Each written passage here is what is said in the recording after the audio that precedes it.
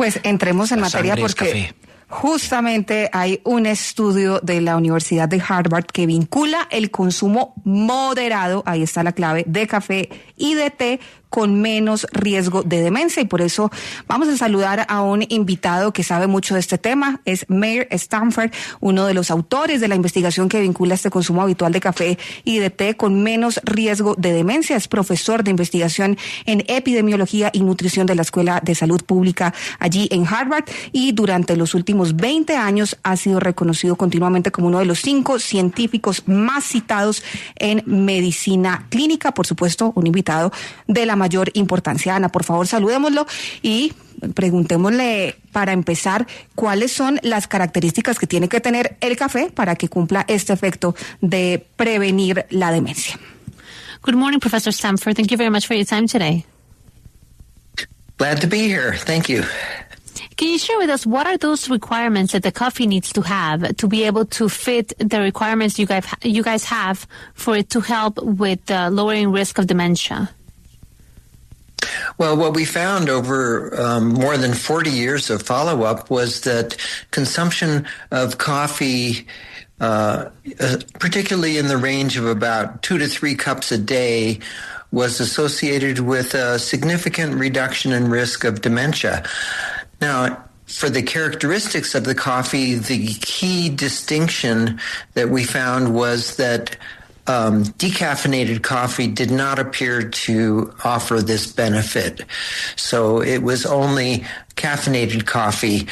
Unfortunately, we don't have the detailed data of the coffee preparation method, but as this is an American cohort in the U.S., it's mostly drip coffee.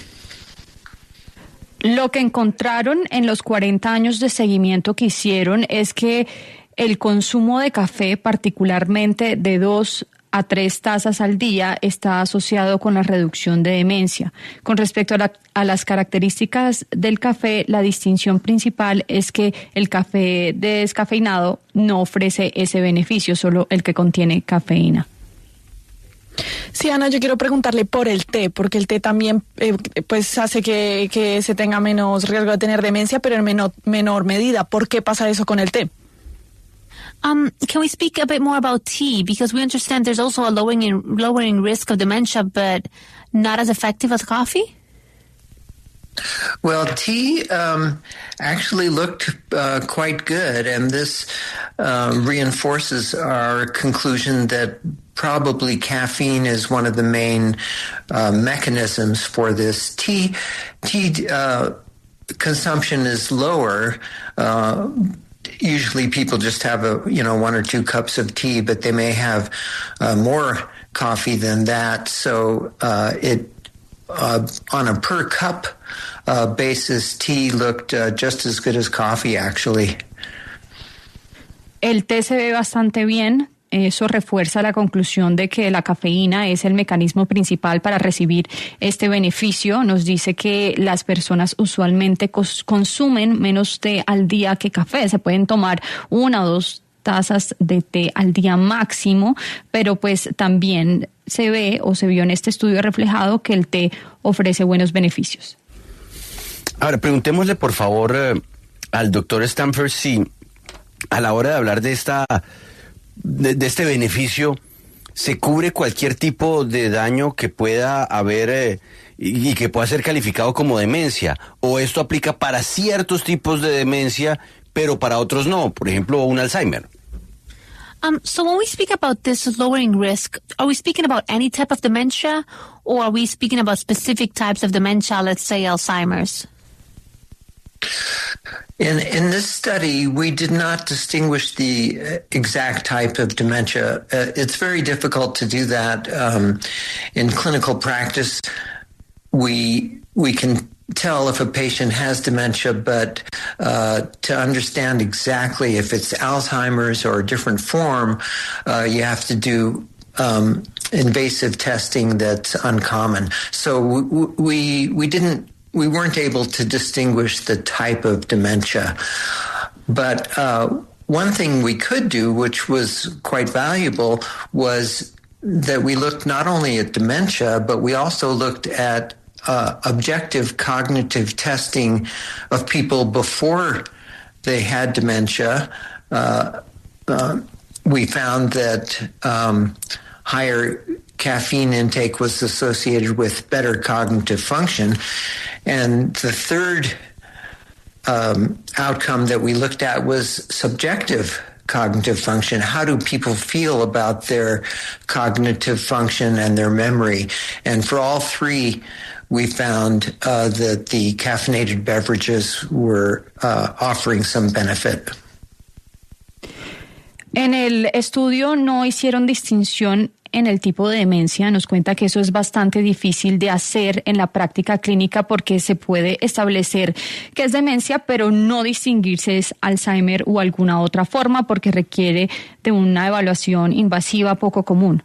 Nos dice que a pesar de que no pudieron distinguir el tipo de demencia, sí pudieron hacer un análisis que él dice fue bastante valioso, y es que miraron un examen cognitivo que les pudo ayudar a determinar que entre más cafeína consumía una persona, mejor era su función cognitiva, y también pues su resultado de cognitivo subjetivo pues funcionaba mejor, es decir, que ayudaba también a la memoria, y esos son los beneficios que pudieron establecer que ofrece la cafeína.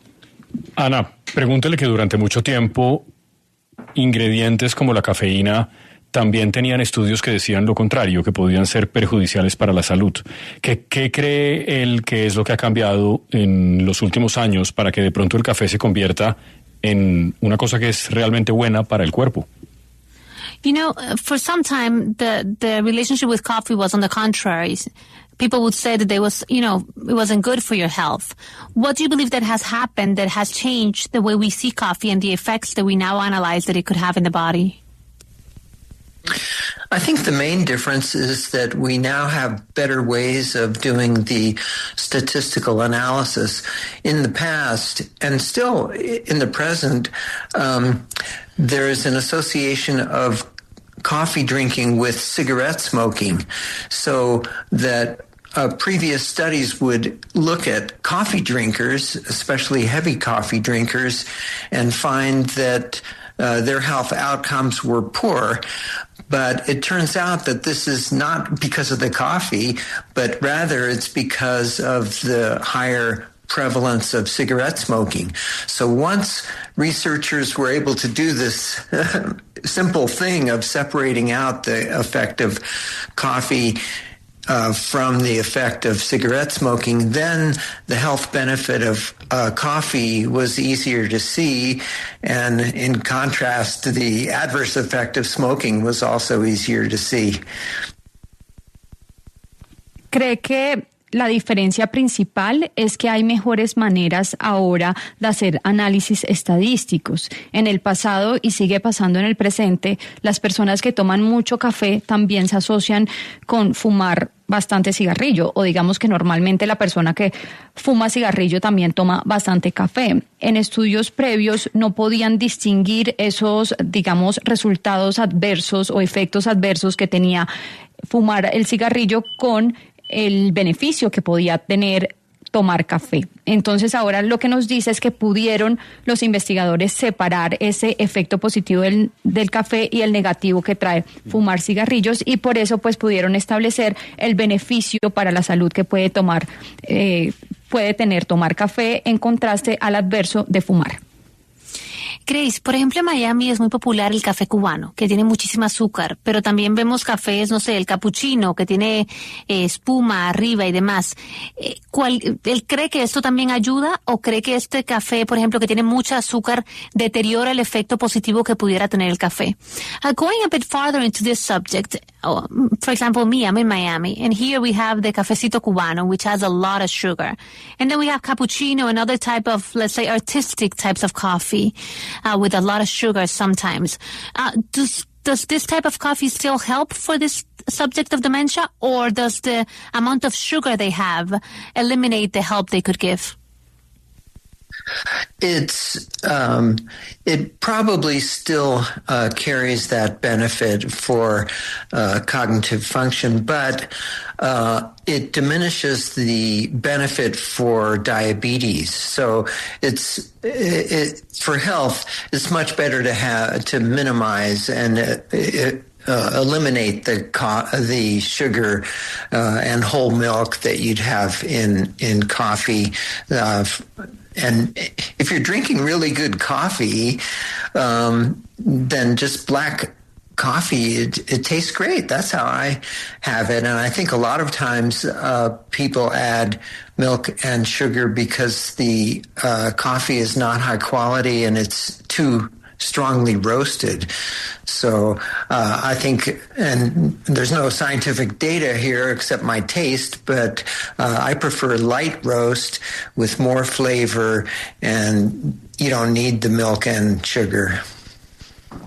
Well, thank you so much for your time in Caracol Radio. It's been a pleasure having you today in our show. Thank you for the opportunity. Thank you for your Take time. care. Bye bye. Bueno, nos dice que probablemente este café, Ana, que puede tomar usted con mucho azúcar, puede tener beneficio en la función cognitiva, pero disminuye el beneficio en el tema de la diabetes. Nos dice que para la salud es mejor minimizar o eliminar el azúcar y la leche que se le agrega al café. Pero él nos cuenta que si uno toma un café de muy buena calidad, un café negro, pues sabe bien y no es necesario agregarle azúcar o leche porque pues es un café de buena calidad. Cuando le agregan estos dos ingredientes es porque a lo mejor es un café de mala calidad que es muy fuerte. Nos dice que no hay un dato científico acá, es simplemente el sabor que él percibe y que él prefiere tomar un café de buena calidad sin agregarle azúcar o leche y pues obtener los beneficios.